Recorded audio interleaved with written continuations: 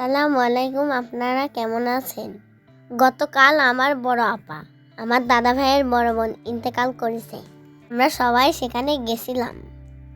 আমার চাচুরাও সেখানে ছিল।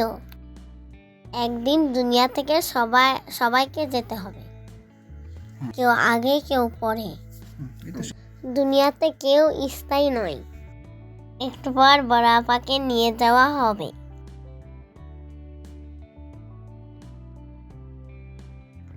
জানাজায় অনেক মানুষ ছিল।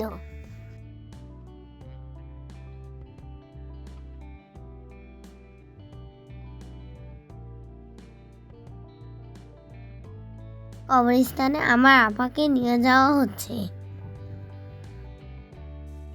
মাটিতে দোয়া এবং খাবারের ব্যবস্থা ছিল।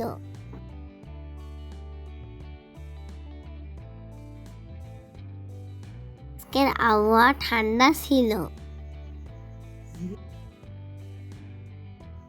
ধীরে ধীরে বৃষ্টি পড়তেছিল। আর বড় আপুর জন্য সবাই দোয়া করবেন, আল্লাহ যেন তাকে জান্নাত দান করেন। সে অনেক ভালো মানুষ ছিল।